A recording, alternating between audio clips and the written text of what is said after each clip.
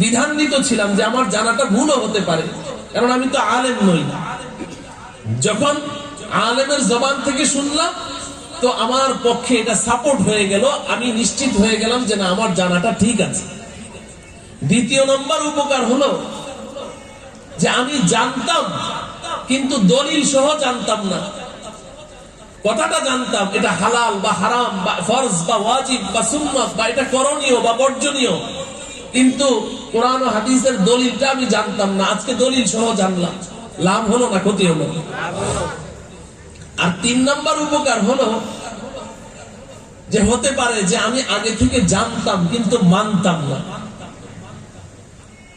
জানতাম ঠিক, কিন্তু এটার উপর আমার আমল ছিল না।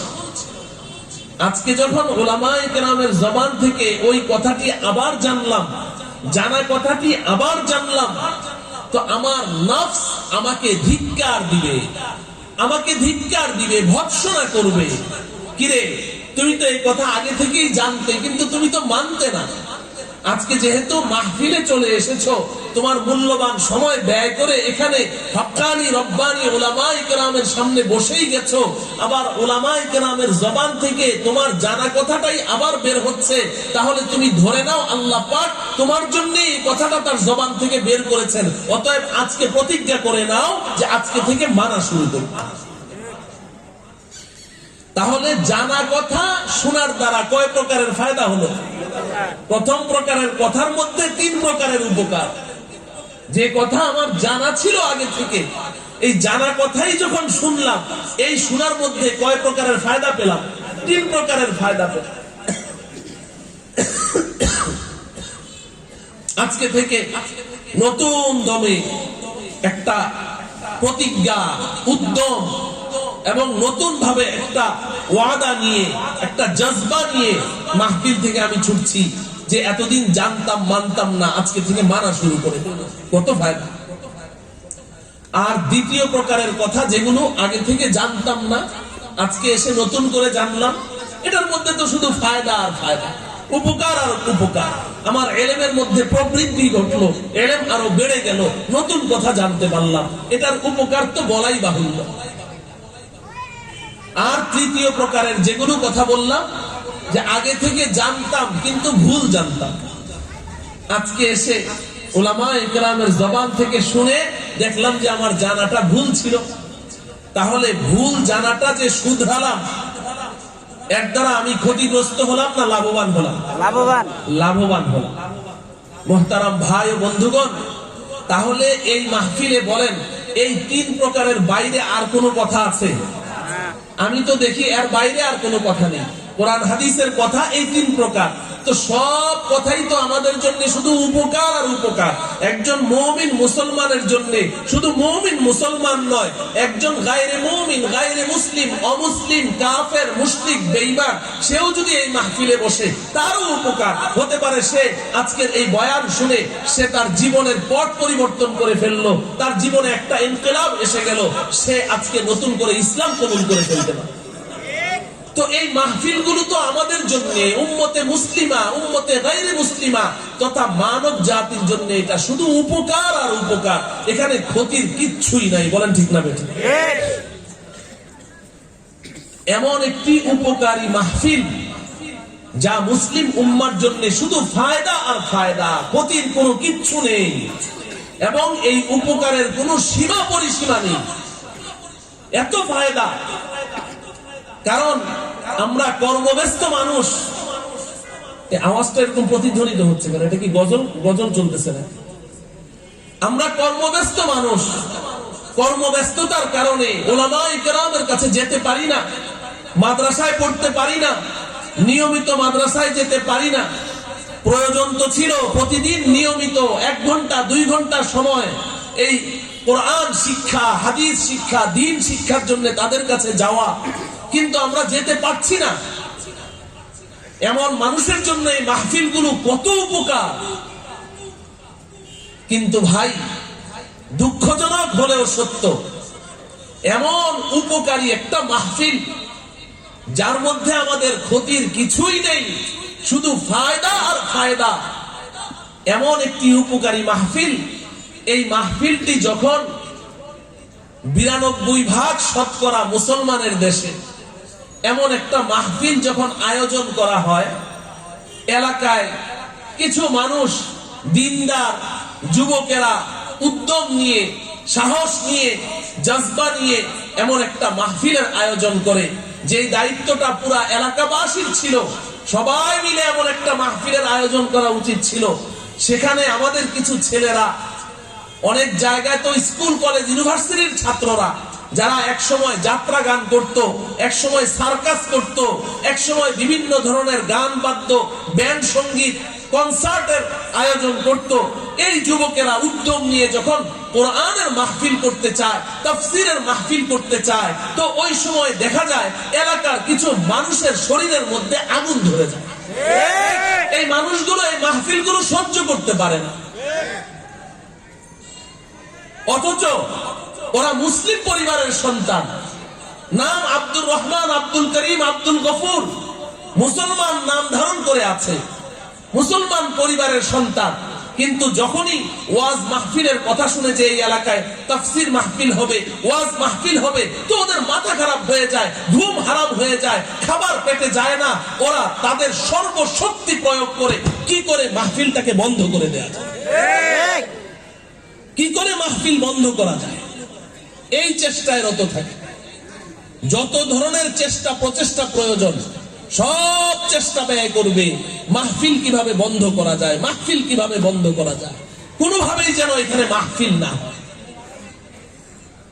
এরপর যত ধরনের হুমকি ধমকি, যত ধরনের প্রশাসনিক চাপ প্রয়োগ, যত ক্ষমতা তাদের আছে, সর্বোচ্চ ক্ষমতা ব্যয় করেও যদি দেখে যে না মাহফিলটা ঠেকানোই গেল না, মাহফিল হয়েই যাচ্ছে, তখন তারা আবার কিছু শর্ত জুড়ে দেয় যে মাইকের হর্ন এতগুলো লাগাতে হবে, 7টার বেশি হর্ন লাগানো যাবে না, সাউন্ড বক্সে মাহফিল করতে হবে, বাইরে মাইক দেওয়া যাবে না, অমুক অমুক বক্তাকে দাওয়াত দেওয়া যাবে না।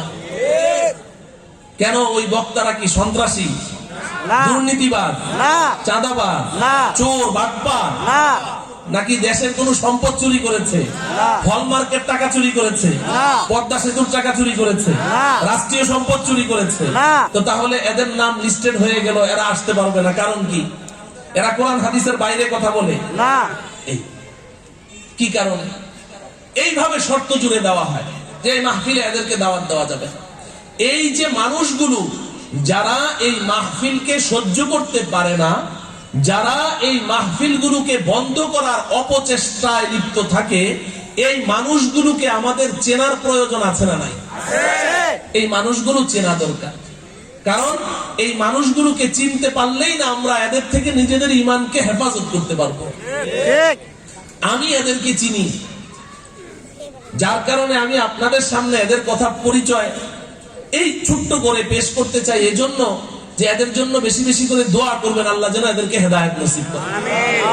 এরা আমাদের ভাই, বুঝে না, না বুঝে বাধা দেয়, না বুঝে বাধা দেয়,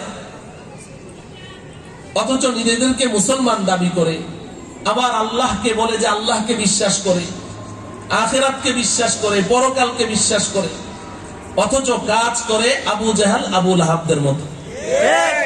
আবু জাহাল, আবু লাহাবরা যেই কাজ করেছিল হুবহু এই কাজে লিপ্ত। নবীজি সাল্লাল্লাহু আলাইহি ওয়াসাল্লাম দ্বীনের দাওয়াত দেন, আর তারা অলিতে গলিতে লোক সেট করে রেখেছে যে সবাইকে বলবে আমাদের এলাকায় একটা পাগল আছে, এই পাগলের কথা শোনা যাবে না।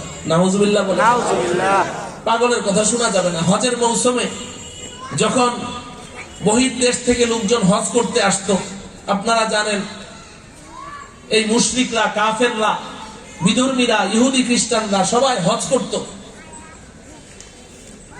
তো নবীজি ওই সময় মানুষকে দ্বীনের দাওয়াত দিতেন।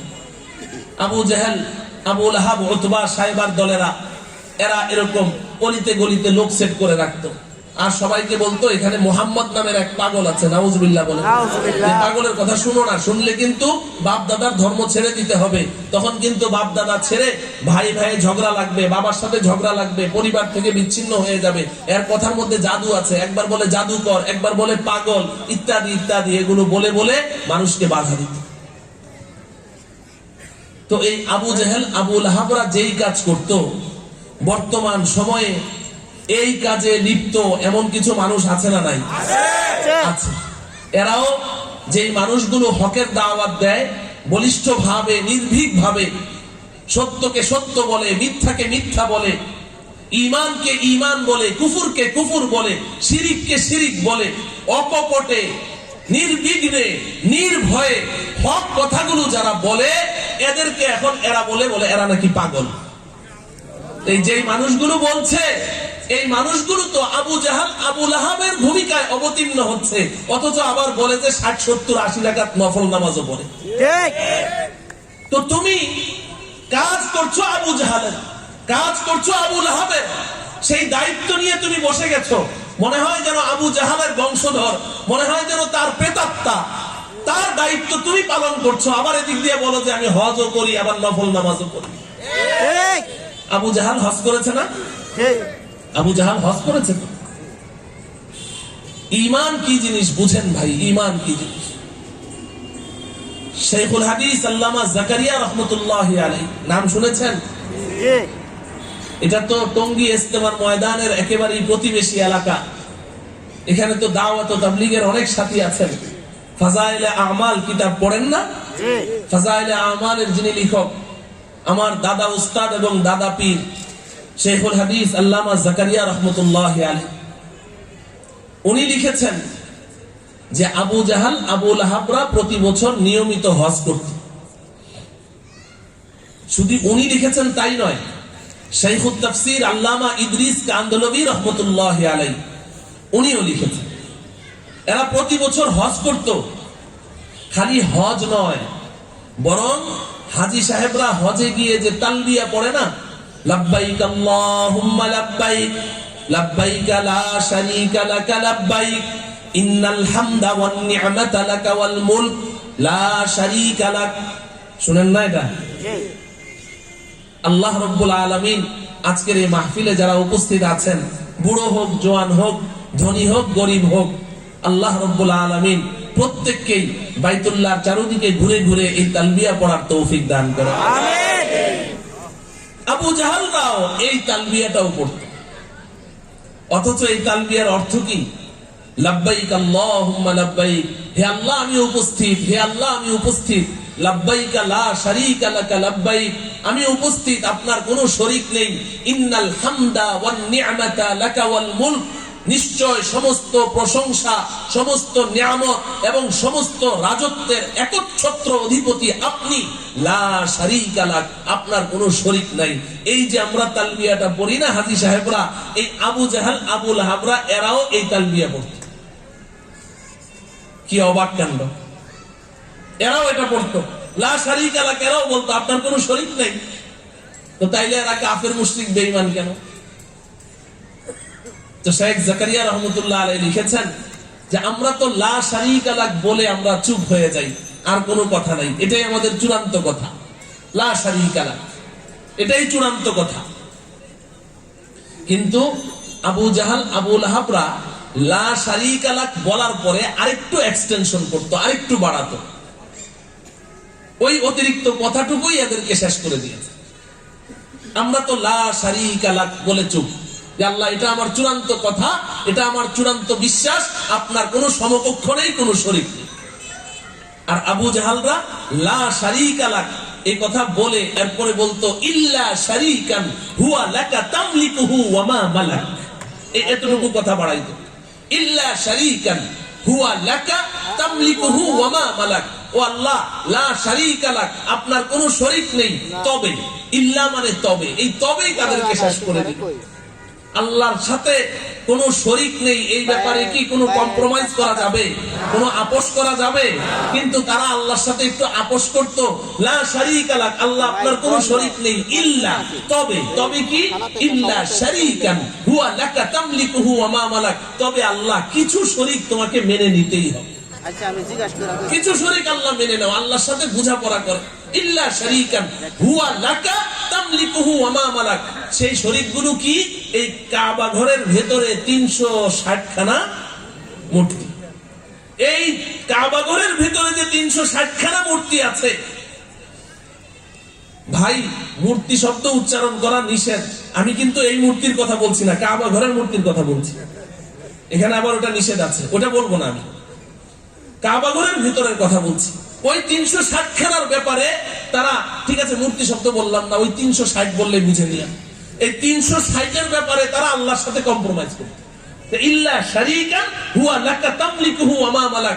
ও রব্বুল আলামিন, আপনি তো একক, আপনার কোনো শরীক নাই, তবে এই যে কাবা ঘরের ভিতরে যারা আমাদের দেবদেবীরা আছে, এই এদেরকে আপনি একটু আপনার শরীক হিসেবে মেনে নেন, তবে আপনি একমাত্র আমাদের স্রষ্টা। হুয়া লাকা তামলিকুহু ওয়া মা মালাক। আমাদের এই দেবদেবীগুলো যা কিছুর মালিক, এই দেবদেবীগুলো এবং তাদের মালিকানায় যা আছে সব কিছুর মালিকানা আপনার, আপনি সবকিছুর মালিক। এরা আমাদের স্রষ্টা না, আপনি আমাদের স্রষ্টা। আল্লাহর সাথে বোঝাপড়া করতে। মুহতারাম হাজরিন, তাহলে যে কথা বলছিলাম যে এরা আল্লাহকে বিশ্বাস করত, আবু জাহাল আল্লাহকে বিশ্বাস করত, এই কথা আল্লাহ পাক কোরআনে কারীমে বলেছেন। আপনি হয়তো অবাক হচ্ছেন যে আবু জাহেল আল্লাহকে বিশ্বাস করত, আরে এই কথা আল্লাহ কোরআনে বলছেন।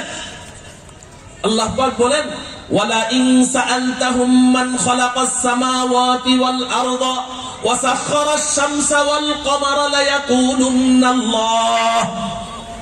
আল্লাহ পাক আমাদের নবীজিকে বলছেন, ও হাবিব, আপনি আবু জাহেল আবু লাহাবদেরকে গিয়ে একটা প্রশ্ন করেন। প্রশ্ন কি? মান খালাকাস সামাওয়াতি ওয়াল আরদা। এই আবু জাহেলের দলেরা, বলো তো দেখি এই আসমান কে সৃষ্টি করেছে, এই জমিন কে সৃষ্টি করেছে, ওয়া সাখখারাশ শামসা ওয়াল কমার, এই চন্দ্র সূর্য কে সৃষ্টি করেছে? আল্লাহ পাক বলছেন, লায়াকুলুন্নাল্লাহ। আপনি আবু জাহেলদেরকে এই প্রশ্ন করার সাথে সাথে ওরা উত্তর দিবে, এই আসমানের স্রষ্টা, এই জমিনের স্রষ্টা, এই চন্দ্র সূর্যের স্রষ্টা একমাত্র আল্লাহ। আল্লাহ পাক বলছেন কাদের সম্পর্কে? বলেন বলেন, কাদের সম্পর্কে? এই আবু জাহেলদের সম্পর্কে। যে আপনি ওদেরকে প্রশ্ন করা মাত্রই ওরা বলবে যে এই চন্দ্র সূর্য, এই আসমান জমিনের স্রষ্টা একমাত্র আল্লাহ। এবং এরা আল্লাহকে কতটা বিশ্বাস করত, অন্য আয়াতে আল্লাহ পাক বলছেন, ফাইদা রাকিবু ফিল ফুলকি দাআবুল্লাহ মুখলিসিনা লাহুদ্দিন। আল্লাহ পাক বলেন যে এই আবু জাহেল আবু লাহাবের দলেরা যখন নৌকায় উঠে, নৌকায় জাহাজে ভ্রমণ করে, পানি পথে ভ্রমণ করে, ফাইদা রাকিবু ফিল ফুলকি, হঠাৎ করে তুফান শুরু হলো, আর নদীর মধ্যে সাগরে উথাল পাথাল ঢেউ শুরু হলো। এখন নৌকাটা একবার এদিকে কাত হয়, এদিকে কাত হয়, এই বুঝি ডুবলো, এই বুঝি ডুবলো। আল্লাহ পাক বলেন, তখন ওই নৌকার যত যাত্রী, কাফের, মুশরিক, বেঈমান, আবু জাহাল আবু লাহাবরা আছে, এরা দাআবুল্লাহ মুখলিসিনা লাহুদ্দিন, একনিষ্ঠতার সাথে, ইখলাসের সাথে ওরা আল্লাহকে ডাকতে থাকে, আল্লাহ বাঁচাও, আল্লাহ বাঁচাও, আল্লাহ বাঁচাও। কারা? আবু জাহেল। কোরআনের আয়াত পড়ছি আমি গীতা, রামায়ণ, মহাভারত পড়ছি না, কোরআনের আয়াত পড়ছি। আল্লাহ কোরআনে বলছেন, এইভাবে তারা আল্লাহকে ডাকতে থাকে, আল্লাহ বাঁচাও, আল্লাহ বাঁচাও, আল্লাহ বাঁচাও। এবার দেখেন, এদিকে এরা আল্লাহকে এইভাবে বিশ্বাস করছে, ওদিকে হজ করছে, আবার এদিকে ইসলাম প্রচারের কাজে নবী মুহাম্মদকে সর্বোচ্চ শক্তি ব্যয় করে বাধা দিচ্ছে। এবার এই আবু জাহালদের এই আকীদা, বিশ্বাস আর কর্মকাণ্ডের সাথে এবার মিলান্ত দেখি আমাদের দেশের এদের কর্মকাণ্ড আর বিশ্বাসের সাথে মিল আছে না নাই? আছে। একেবারে পুরাপুরি আমি মিল দেখি, শতভাগ মিল দেখি, কোনো পার্থক্যই দেখি। একদিকে বলে হজ করে, হজ করে, কোরআন তেলাওয়াত করে, তাহাজ্জুদ পড়ে, কোরআন শরীফ না পড়ে ঘর থেকে বের হয় না, আবার 60-70 রাকাত নফল পড়ে, আজীব ব্যাপার, পাক্কা মুসলমান, খাঁটি মুসলমান। এদিকে এটাও দাবি করছে, আবার ওইদিকে আবু জাহাল আবু লাহাবরা নবীজির সাথে যে আচরণ করেছে, একদম হুবহু ওই আচরণ করছে। আম্বিয়ায়ে কেরাম, নবীগণের ওয়ারিস, এখন তো নবী নেই, নবীর ওয়ারিস, হাক্কানি রব্বানি উলামায়ে কেরাম, যারা এই দেশে ইসলামকে টিকিয়ে রেখেছে, সঠিক ইসলামকে টিকিয়ে রেখেছে এই হক্কানি রব্বানি উলামায়ে কেরাম। ওই নবীর কথাগুলোই বলছে, নবী যেভাবে দাওয়াত দিয়েছেন তারাও সেভাবে দাওয়াত দিচ্ছে, উম্মতে মুসলিমাকে জাহান্নামের পথ থেকে জান্নাতের পথের দিকে আহ্বান করছে, দিশেহারা পথ হারা মানুষগুলোকে পথ দেখাচ্ছে এই নবীর কাজে। ওয়ারাসাতুল আম্বিয়া হক্কানি রব্বানি উলামায়ে কেরাম যখন এই ইসলামের দিকে আহ্বান করে, হককে হক বলে, না হককে না হক বলে, সত্যকে সত্য বলে, মিথ্যাকে মিথ্যা বলে, ঈমানকে ঈমান বলে, কুফরকে কুফর বলে, শিরিককে শিরিক বলে, এইভাবে যখন তারা হক কথাগুলো বলতে যায় তখন ওই আবু জাহাল আবু লাহাবের মতো ওই ভূমিকায় তারাও অবতীর্ণ হয়ে যায়। তাইলে পার্থক্য কি? এখন আপনি আবু জাহাল আবু লাহাবকে বলবেন মুশরিক কাফের, আর এদেরকে বলবেন পাক্কা ঈমানদার তাহাজ্জুদ গুজার বাইজিদ বুস্তামি আর এই আব্দুল কাদের জিলানী, তাহলে তো আপনি তো এটা ইনসাফ করলেন না। কথা পরিষ্কার পরিষ্কার। মুহতারাম হাজিরিন, এজন্য ঈমান কাকে বলে বুঝে নেন। ঈমান কাকে বলে? ঈমান এত সহজ ব্যাপার নয়। ঈমান এত সহজ ব্যাপার নয় যে শুধু আমি নিজেকে ঈমানদার দাবি করলাম তাতে আমি ঈমানদার হয়ে গেলাম। নবীজি সাল্লাল্লাহু আলাইহি ওয়াসাল্লামের চাচা আবু তালেব নবীজিকে কি পরিমাণ ভালোবাসতেন, কি পরিমাণ মহব্বত করতেন। আবার তিনি নবীজিকে তার নবুয়তের ব্যাপারে সুস্পষ্ট ভাষায় স্বীকৃতি পর্যন্ত দিয়েছেন। আবু তালেব ভাতিজা মুহাম্মদ আমাদের নবীজির প্রশংসায় তার জীবনে 22টা কবিতা রচনা করেছে। সুবহানাল্লাহ। আমাদের নবীজির প্রশংসায় কয়টা কবিতা রচনা করেছে? 22টা কবিতা রচনা করেছে। উনি একজন ভালো কবি ছিলেন, শায়ের ছিলেন। এক কবিতার মধ্যে আমাদের নবীজিকে আবু তালেব লক্ষ্য করে বলছে, ওয়ালাকাদ দাউতানি ওয়া যাআমতু আন্নাকা সাদিকুন ওয়া সাদাকতা ফীহি ওয়া কুনতা থাম্মা আমিনা ওয়া আরাফতু দীনাকা লা মাহালাতা আন্নাহু মিন খায়রি আদিয়ানিল বারিয়াতি দীনা ولولا الملامة أو حذار مسبة لوجدتني سمحا بذاك مبينا। আবু তালেব নবীজিকে লক্ষ্য করে বলছেন, ও ভাতিজা মুহাম্মদ, ওয়ালাকাদ দাউতানি ওয়া যাআমতু আন্নাকা সাদিকুন। ভাতিজা মুহাম্মদ, তুমি তোমার রবের দিকে আমাকে আহ্বান করেছো, তুমি তোমার নবুয়ত রিসালাতের দিকে আমাকে আহ্বান করেছো, তুমি তোমার দ্বীন ধর্ম ইসলামের দিকে আমাকে আহ্বান করেছো। ওয়ালাকাদ দাউতানি ওয়া যাআমতু আন্নাকা সাদিকুন, এবং আমার দৃঢ় বিশ্বাস যে তুমি সত্যবাদী। ওয়া সাদাকতা ফীহি ওয়া কুনতা থাম্মা আমিনা, জীবনে কখনো তুমি মিথ্যা বলনি। অতএব তোমার রবের ব্যাপারে তুমি আজকেও আমাকে যা বলছো, তোমার নবুয়ত রিসালাতের ব্যাপারে আমাকে তুমি যা বলছো, তোমার ধর্ম ইসলামের ব্যাপারে যা বলছো, ওয়া সাদাকতা ফীহি, তুমি সত্য বলছো। ওয়া কুনতা থাম্মা আমিনা, এবং তুমি আমানতদার, তুমি কোনো খেয়ানত করনি, কোনো বিশ্বাসঘাতকতা করনি, তুমি সদা সত্য বলেছো, এখনো সত্য বলছো, রবের ব্যাপারেও সত্য বলছো, তোমার নবুয়তের ব্যাপারেও সত্য বলছো, তোমার ইসলামের ব্যাপারেও সত্য বলছো।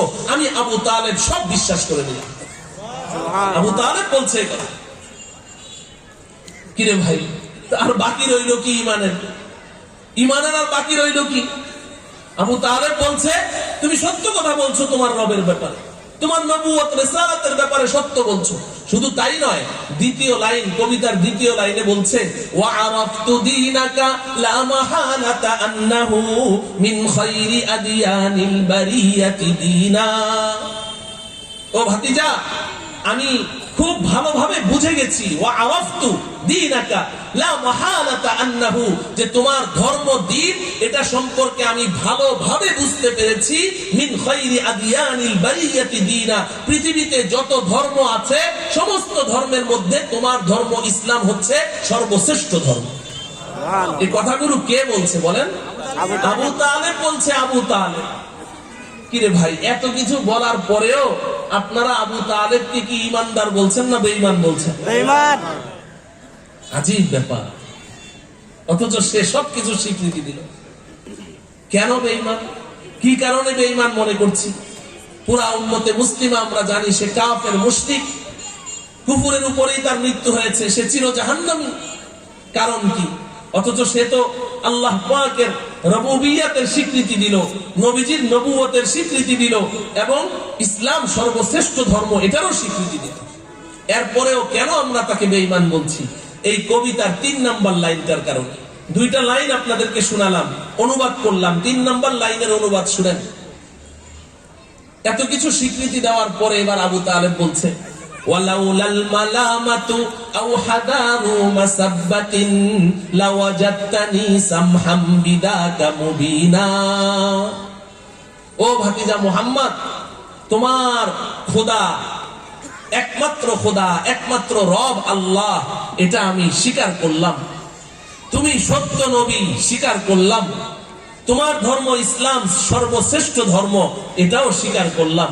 কিন্তু ভাতিজা, এখন যদি আমি তোমার রবকে একমাত্র রব বলে মেনে নেই, আমি যদি তোমাকে পয়গম্বর হিসেবে মেনে নেই, আমি যদি তোমার ধর্ম ইসলামকে শ্রেষ্ঠ ধর্ম হিসেবে মেনে নেই, তাহলে গোটা আরববাসী আমাকে ধিক্কার দিবে, আমাকে ছি ছি করবে, আমাকে লাঞ্ছিত করবে, ভৎসনা করবে, আমাকে কাপুরুষ বলবে।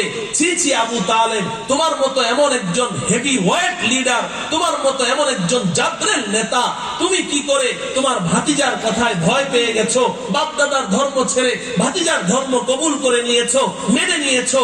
ও ভাতিজা, আমি এই লজ্জাটা সইতে পারবো না। আমাকে এরাই ধিক্কার দিবে, ছি ছি করবে, কাপুরুষ বলবে, আমি এটা সহ্য করতে পারবো না। এই কারণে তোমার রবকে আমি স্বীকৃতি দেয়া সত্ত্বেও, তুমি নবী স্বীকৃতি দেয়া সত্ত্বেও, তোমার ধর্ম ইসলামকে শ্রেষ্ঠ ধর্ম জানা সত্ত্বেও আমি ভাতিজা মেনে নিতে পারলাম না। নাউজুবিল্লাহ। কি করতে পারলাম না? মেনে নিতে পারলাম না। বাস, এবার বলেন আবু তালেব কাফের হলো না জানার কারণে? কথা বলেন, না জানার কারণে, বিশ্বাস না করার কারণে, কিসের কারণে? না মানার কারণে। বলেন কিসের কারণে? না মানার কারণে। না মানার কারণে। আবু তালেবের জানার কোনো অভাব ছিল না। আবু তালেবের নবীর প্রতি প্রেম, মোহাব্বত, ভালোবাসার কোনো অভাব ছিল না। আরে আমি তো বিভিন্ন মাহফিলে একেবারে খুল্লুম খোলা এ কথা বলে থাকি যে আমার দৃঢ় বিশ্বাস যে আমি আমার রসুলকে যেই পরিমাণ ভালোবাসি, আবু তালেব তার ভাতিজা মুহাম্মদকে তার চেয়ে আরো অনেক বেশি ভালোবাসতেন, আরো অনেক বেশি ভালোবাসতেন। ভালোবাসার অভাব ছিল না, আবু তালেবের জানার অভাব ছিল না, আবু তালেবের বিশ্বাসের অভাব ছিল না, স্বীকৃতি প্রদানের অভাব ছিল না। কিন্তু কিসের অভাব ছিল? মানার অভাব ছিল। সে বলল, ভাতিজা আমি জানলাম কিন্তু মানলাম না, মানতে পারলাম না। মেনে নিলে তো আরববাসী আমাকে ধিক্কার দিবে। মোহতারাম ভাইও, অতএব ঈমানের খোলাসা কথা, ঈমানের খোলাসা কথা, এই উপমহাদেশের শ্রেষ্ঠ মুহাদ্দিস, শ্রেষ্ঠ মুহাদ্দিস দারুল উলুম দেওবন্দের সদরুল মুদাররিসিন ও শাইখুল হাদিস আনোয়ার শাহ কাশ্মীরি রাহমাতুল্লাহি আলাইহি, তিনি ঈমানের ডেফিনেশন দিয়েছেন, ঈমানের সংজ্ঞা দিয়েছেন। ঈমান নিয়ে তো মুহাদ্দিসিনে কেরাম অনেক দীর্ঘ আলোচনা করেছেন, কিন্তু আনোয়ার শাহ কাশ্মীরি সমস্ত আলোচনাকে একেবারেই সংক্ষেপণ করে একটা বাক্যে নিয়ে এসেছেন। বলতে পারেন একটা সমুদ্রকে একটা লোটার ভিতরে ভরে দিয়েছেন। আনোয়ার শাহ কাশ্মীরি রাহমাতুল্লাহি আলাইহি ঈমানের ডেফিনেশন দিয়েছেন, ईमान जानने का नाम नहीं है, ईमान मान लेने का नाम है। জানার নাম ঈমান নয়, মানার নাম ঈমান। জানার নাম ঈমান নয়, কিসের নাম ঈমান? মানার নাম ঈমান। আমার প্রিয় যুবক ভাইয়েরা, মানার নাম ঈমান। তুমি জানলে তো ঈমানদার হতে পারোনি, তুমি যদি মানলে তাহলে তুমি ঈমানদার হতে পেরেছো। অতএব আমার যে সমস্ত ভাইয়েরা, বন্ধুরা আজকে আমার কথা শুনছেন, আমি বিনয়ের সাথে আপনাদেরকে একটি কথা বলতে চাই। হয়তো অনেক কিছু জানেন, হয়তো অনেক কিছু জানেন। আজকে এই যে বিভিন্ন টক শোর মধ্যে ওলামায়ে কেরামের সাথে যে সমস্ত নাস্তিক মুরতাদ গুলো কথা বলে, এদের কথা থেকে বোঝা যায় যে এরা কোরআন হাদিসের অনেক কিছুই জানে, কিন্তু মানে না, কিন্তু মানে না, মানে না, জানে কিন্তু মানে না। আমার প্রিয় উস্তাদ দারুল উলুম দেওবন্দের শাইখুল হাদিস ও সদরুল মুদাররিসিন হযরত মাওলানা মুফতি সাঈদ আহমদ পালনপুরি রাহমাতুল্লাহি আলাইহি আ'লাল্লাহু দারাজাতাহু ফিল জান্নাহ, মুফতি সাঈদ আহমদ পালনপুরি রাহমাতুল্লাহি আলাইহি আমাদের ক্লাসে বলেছিলেন, দেওবন্দে যখন আমরা পড়াশোনা পড়াশোনা করি। উনি একবার ব্রিটেনে গিয়েছেন, সেখানে যাওয়ার পরে একটা প্রতিষ্ঠান, একটা জামিয়া ইউনিভার্সিটি তাকে দেখার জন্য নিয়ে যাওয়া হয়েছে যে ইউনিভার্সিটিটা আপনাকে একটু ঘুরে দেখাবো।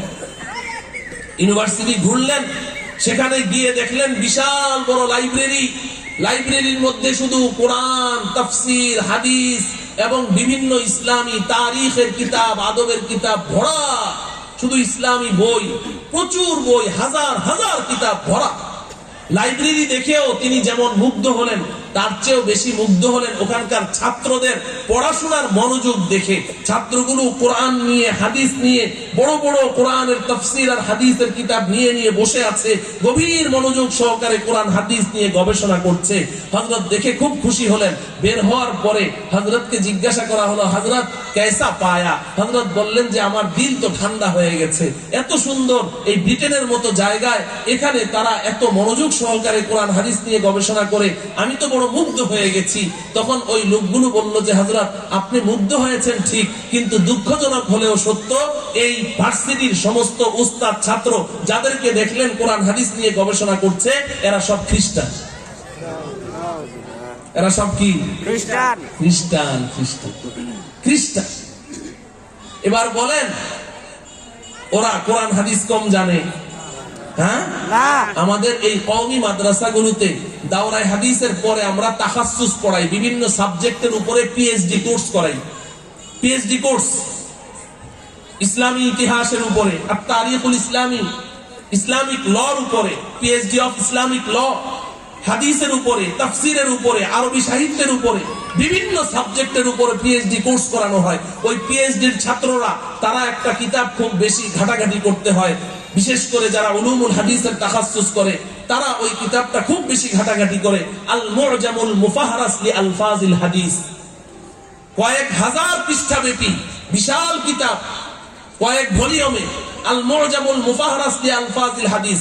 এই কিতাবটা আপনি বলতে পারেন যে এটা একটা এনসাইক্লোপিডিয়া, এটা একটা ইন্ডেক্স হাদিসের। আপনি কোন হাদিসের লক্ষ লক্ষ হাদিস নবীজির, কোন একটা হাদিসের একটা শব্দ পারেন, লম্বা হাদিস, কিন্তু পুরো হাদিসটা জানেন না, কোথায় আছে আপনি খুঁজে পাচ্ছেন না। ওই আল মু'জামুল মুফাহরাস লি আলফাজিল হাদিস, ওই কিতাবটা খুলেন, 9টা হাদিসের কিতাব, কুতুবে সিত্তা, বুখারী শরীফ, মুসলিম শরীফ, তিরমিজি শরীফ, নাসাই শরীফ, ইবনে মাজাহ শরীফ, আবু দাউদ শরীফ, এই সিহাসিত্তার হাদিসের যে কিতাবগুলো আছে, এই কিতাবগুলো সহ ইমাম তাবারানী রাহমাতুল্লাহি আলাইহির মাআজিমে সালাসা, আল মু'জামুল ওয়াসিত, আল মু'জামুল কবির, আল মু'জামুস সগীর, এই তিনও কিতাব, মোট 6টা বিশাল হাদিসের ভান্ডারের একটা ইন্ডেক্স হলো এই আল মু'জামুল মুফাহরাস লি আলফাজিল হাদিস। এই কিতাবটা খুললে ওই শব্দটা বের করবেন, আপনাকে দেখাই দিবে কোন কোন কিতাবের মধ্যে এই হাদিসটা আছে। বিশাল বড় কাজ, কিন্তু আপনারা শুনলে অবাক হবেন, এই কিতাব পুরাটা লিখেছে খ্রিস্টানরা। এই কিতাবটা কারা লিখেছে? আচ্ছা আপনি বলেন তো, যে খ্রিস্টানরা এই কিতাবটা লিখলো, এই কারণে কি সে ঈমানদার হয়ে গেছে? হ্যাঁ, সে জান্নাতি হয়ে গেছে? তাহলে এরা ইসলাম সম্পর্কে আমাদের চেয়ে অনেক বেশি জানলো, কিন্তু কি করলো না? জানলো কিন্তু কি করলো না? তাহলে চূড়ান্ত কথা হলো, ইসলাম জানার নাম নয়, ঈমান জানার নাম নয়, কি করার নাম? মানার নাম। জানলে তো মুমিন হতে পারলে না, মানলে তো মুমিন হতে পেরেছো। আবু জাহালরা জেনেছে কিন্তু মানেনি, আবু তালেব পুরোপুরি জেনেছে, বিশ্বাস করেছে, কিন্তু মানেনি। না মানার কারণে সে বেঈমান, কাফের, মুশরিক হয়েছে।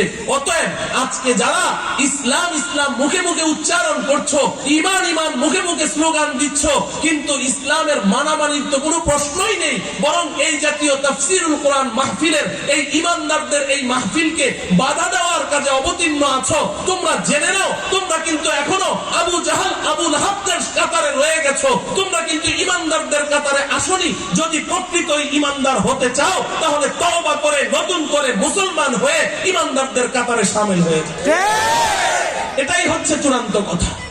মুহতারাম হাজিরিন, আমি এই কথাগুলো বলতে চাইনি, এটা মনের কষ্টে আজকে এই অবস্থাটা দেখে বললাম। অনেক মাইক বাইরে লাগানো আছে, কিন্তু মাইকগুলো বন্ধ, মাইকগুলো বন্ধ।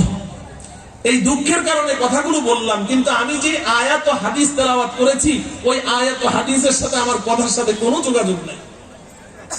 এগুলো মনের কষ্টগুলো আপনাদেরকে বললাম। আমি এখন যেহেতু সময় শেষের দিকে, আমি সংক্ষেপে ওই আয়াত আর হাদিসের আলোকে 5টা মিনিট কথা বলি। আমি আয়াত তেলাওয়াত করেছি। আল্লাহ রাব্বুল আলামিন বলেন, ইন্না নাহনু নাযালনা যিকরা ওয়া ইন্না লাহু লাহাফিজুন। আল্লাহ রাব্বুল আলামিন বলেন যে এই কিতাব কোরআনে কারীম, এই কিতাব আমি আল্লাহ অবতীর্ণ করেছি এবং কিয়ামত পর্যন্ত এই কিতাবকে আমি আল্লাহই সংরক্ষণ করব। এই কিতাবকে কে সংরক্ষণ করবে? আল্লাহ। আল্লাহ পাক সংরক্ষণ করবে। এই কিতাব মানে কি বলেন? কথা বলেন। এই কিতাব মানে কি? কোরআনে কারীম। এই কিতাব মানে কি? কোরআনে কারীম। এখানে আপনারা শিক্ষিত জনেরা আছেন আর বাকি উলামা তলাবারা আছেন, সহজে বুঝবেন। এই যে কোরআনে কারীম, এই কিতাব বলতে আমরা যারা জেনারেল শিক্ষিত দিনদার সাথীরা আছি, আমরা মনে করছি এই কিতাব মানে কোরআন শরীফ। যেই কোরআন শরীফ আমরা তেলাওয়াত করি, বাস এটাই এই কিতাব। না, এটার সাথে আরেকটা আছে, এটার সাথে আরেকটা আছে। আমাদের এই কওমি মাদ্রাসার ছাত্ররা, আমাদের মাদ্রাসায় একটা কিতাব পড়ানো হয় নূরুল আনোয়ার। এই নূরুল আনোয়ারের মধ্যে আছে আল কুরআনু ইসমুন লিন নাজমি ওয়াল মা'না জামিআন। কোরআন কাকে বলে? কোরআন, এই কোরআনের পাঠ, রিডিং, তেলাওয়াত, সূরাতুল ফাতিহা থেকে নাস পর্যন্ত, আলহামদুলিল্লাহি রাব্বিল আলামিন, আর রহমানির রহিম, মালিকি ইয়াউমিদ্দিন, এইভাবে আমরা যে কোরআন তেলাওয়াত করি, এই কোরআনের প্রত্যেকটা শব্দ, আয়াত, বাক্য, এটা যেমন কোরআন, এই কোরআনের অর্থ এবং তাফসীর আর ব্যাখ্যা যেটা আল্লাহ পাক নবীজিকে শিক্ষা দিয়েছেন, নবীজি সাহাবাদেরকে শিক্ষা দিয়েছেন, এই নবীজির দেওয়া এই কোরআনের ব্যাখ্যা, এটাও কোরআন, এটাও কোরআন। আজানের জবাব দেই, এরপরে 5 মিনিট কথা বলবো। আশহাদু আল্লা ইলাহা ইল্লাল্লাহ, আশহাদু আন্না মুহাম্মাদার রাসূলুল্লাহ, আশহাদু আন্না মুহাম্মাদার রাসূলুল্লাহ, লা হাওলা ওয়ালা কুওয়াতা ইল্লা বিল্লাহ, লা হাওলা لا حول لا حول ولا قوة إلا بالله. الله أكبر الله أكبر. لا إله إلا الله. اللهم صل على محمد النبي الأمي. اللهم رب هذه الدعوة التامة والصلاة والسلام محمد وبعث مقاما محمودا الذي وعدته. মুহতারাম ভাই ও বন্ধুগণ, তো আমি বলছিলাম যে আল কোরআন ইসমুন লিন নাজমি ওয়াল মা'না জামিআন। কোরআন যেটা আমাদের হাতে 6666 আয়াত, এই কোরআন যেমন, এটা যেমন কোরআন, এই কোরআনের ব্যাখ্যা এবং বিশ্লেষণ আল্লাহ রাব্বুল আলামিন নবীজিকে জিবরাইলের মাধ্যমে শিখিয়েছেন, ওটাও আরেকটা কোরআন। এটাকে সহজভাবে বোঝার উপায় হলো, আমাদের নবীজি নবুয়ত লাভ করার পর থেকে, নবুয়ত লাভ করেছেন 40 বছর বয়সে, আর দুনিয়া ছেড়েছেন 63 বছর বয়সে, তার মানে 23 বছর। আমাদের নবীজি নবুয়ত লাভ করার পর থেকে এই 23 বছরের জীবনে একজন রাসূল হিসেবে, একজন নবী হিসেবে, তার জীবনে তিনি যত কথা বলেছেন, তার জীবনে তিনি যত কাজ করেছেন, তার জীবনে তিনি যত মৌন সমর্থন দিয়েছেন, নবীজির জীবনের প্রত্যেকটা কথা, নবীজির জীবনের প্রত্যেকটা কাজ, নবীজির জীবনের প্রত্যেকটা উঠা বসা, চলা ফেরা, আহার নিদ্রা, নবীজি যা করেছেন, এই 23 বছরের জীবনের পুরো প্যাকেজটাই হচ্ছে কোরআনের তাফসীর। এটা আরেকটা কোরআন, এটা আরেকটা কোরআন। তবে এই দুই কোরআনে পার্থক্য আছে। প্রথম কোরআন যেটা আমাদের হাতে, যেই কোরআন আছে, এটাকে বলে ওয়াহিয়ে মাতলু, অর্থাৎ নামাজে তেলাওয়াত করা যায়। আর নবীজির এই 23 বছরের জীবনে নবীজি যত হাদিস বলেছেন, যত কাজ করেছেন, যেগুলো হাদিসের কিতাবে আছে, লক্ষাধিক হাদিস আছে, এগুলো নামাজে কি করা যায় না, তেলাওয়াত করা যায় না। যায় নাকি? নামাজের মধ্যে কেউ যদি সূরা ফাতিহার বদলে যদি বলে ক্বালা রাসূলুল্লাহ সাল্লাল্লাহু আলাইহি ওয়াসাল্লাম খায়রুকুম মান তাআল্লামাল কুরআন ওয়া আল্লামা, নামাজ হবে? তাইলে ওয়াহি দুই প্রকার, একটা ওয়াহিয়ে মাতলু যেটা কোরআন আমাদের কাছে আছে, অর্থাৎ নামাজে তেলাওয়াত করা যায়, আর একটা ওয়াহিয়ে গায়রে মাতলু যেটা আমাদের কাছে হাদিস হিসেবে আছে, নবীজির 23 বছরের জীবন, এটাও আরেকটা কোরআন, কিন্তু এটা নামাজে তেলাওয়াত করা যায় না। দুটোই ওয়াহি। মুহতারাম ভাইও, আল্লাহ রাব্বুল আলামিন এই কোরআনের সংরক্ষণের দায়িত্ব নিয়েছেন। ইন্না নাহনু নাযালনা যিকরা ওয়া ইন্না লাহু লাহাফিজুন। এই কোরআন আমি আল্লাহ অবতীর্ণ করেছি, কিয়ামত পর্যন্ত আমি আল্লাহ এটাকে সংরক্ষণ করব। তার মানে কি এক কোরআন না দুই কোরআন? দুটো কোরআনকে আল্লাহ হেফাজত করবেন।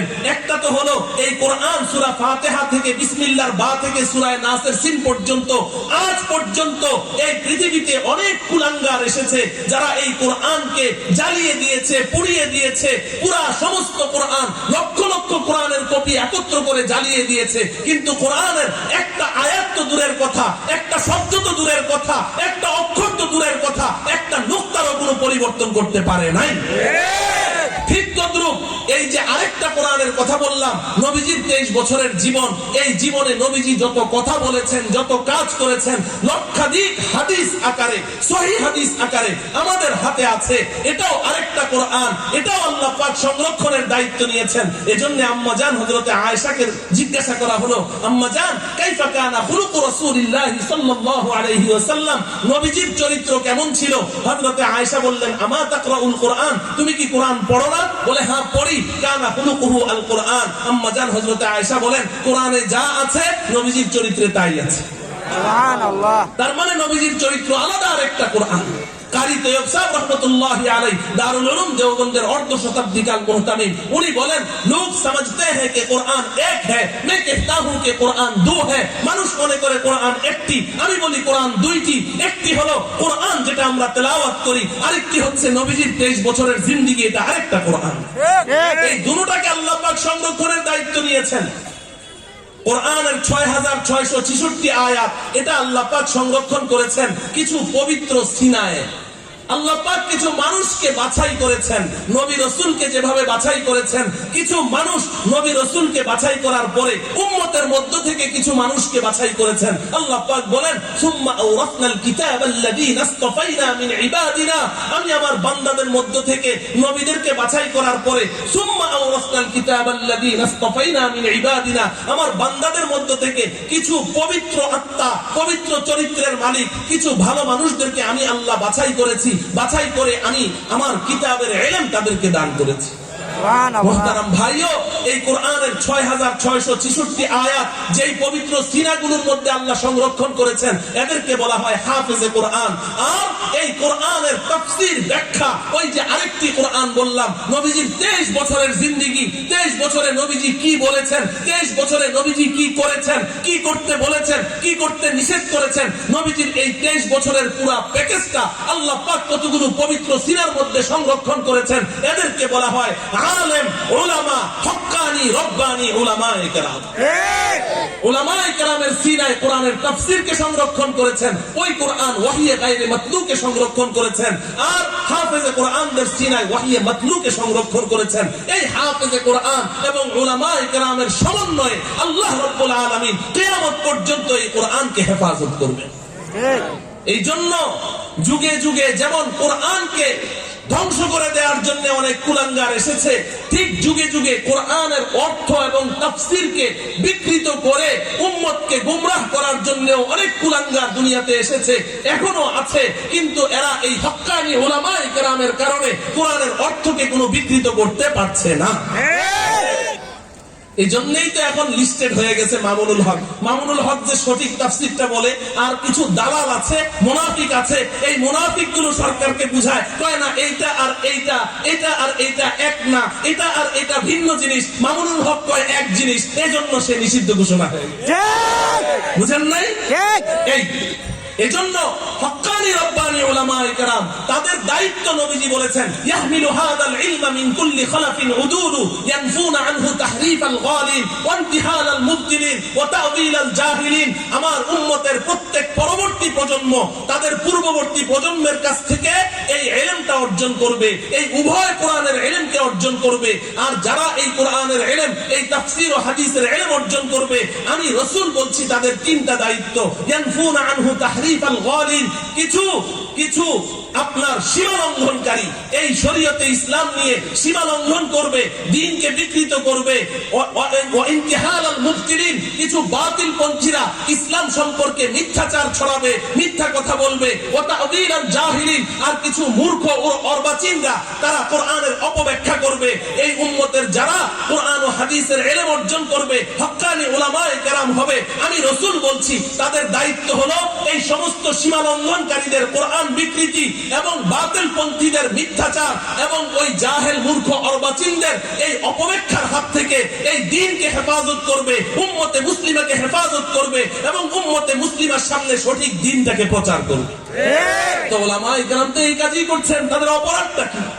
তাদের অপরাধ কি? তাদের অপরাধ হলো যে রাসূল তাদেরকে যেই জিম্মাদারি দিয়েছেন এই জিম্মাদারি সঠিকভাবে পালন করেছেন। এবার আপনারা বলেন যে এই হক্কানি রব্বানি উলামায়ে কেরাম যারা সঠিক দ্বীন প্রচার করছেন, আপনারা তাদের সাথে থাকবেন তো ইনশাআল্লাহ? প্রিয় যুবক ভাইয়েরা, তোমরা থাকবে তো ইনশাআল্লাহ?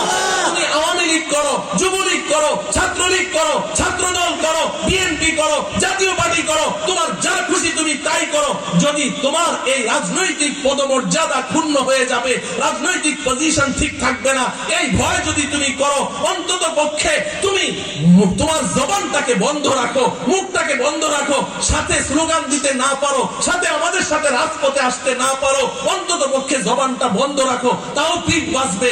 আর যদি তুমি স্লোগান দাও বিরুদ্ধে, তাহলে তুমি কিন্তু ওই আবু তালেব, আবু জাহাল, উতবা, সাইবাদের দলে অন্তর্ভুক্ত হবে। আল্লাহ রাব্বুল আলামিন আমাদের সকলকে কবুল করেন। আলহামদুলিল্লাহ, এই যে আজকে আল কাসিম ফাউন্ডেশন, আল কাসিম কোরআন শিক্ষা ফাউন্ডেশন, আপনাদের এলাকার কিছু ছাত্ররা, মাদ্রাসার ছাত্র, কেউ ফারেগ হয়েছে, কেউ ফারেগ হয় নাই, কেউ আলেম হয়ে গেছে, কেউ অর্ধেক আলেম হয়েছে, তারা যে এত সুন্দর একটা আয়োজন করেছে, বলেন এই তাদের এই কাজটা এটা আমাদের জন্য প্রয়োজন আছে না নাই? আমরা সবাই তাদের সাথে থাকবো তো ইনশাআল্লাহ? আপনারা সবাই এদেরকে সহযোগিতা করবেন, পরামর্শ দিবেন। এরা যে কোনো ভালো কাজ করতে চায়, আপনারা সবাই নিজেদের শক্তি সামর্থ্য উজাড় করে দিয়ে তাদেরকে সহযোগিতা করবেন, তাদেরকে সাহস যোগাবেন, উৎসাহ দিবেন তো ইনশাআল্লাহ? আল্লাহ রাব্বুল আলামিন এই জামাতের সাথে এই এলাকাবাসীকে জুড়ে থাকার তৌফিক দান করুন, এই জামাতকে হকের উপরে চলার তৌফিক দান করেন, কিয়ামত পর্যন্তের জন্য একটা আন্তর্জাতিক মানের এমন সংগঠন হিসেবে আল্লাহ পাক এই জামাতকে কবুল করুন। সাল্লাল্লাহু তাআলা আলা সাইয়্যিদিনা মুহাম্মদ ওয়া আলা আলিহি ওয়া আসহাবিহি আজমাইন। আসসালামু আলাইকুম ওয়া রাহমাতুল্লাহি ওয়া বারাকাতুহু।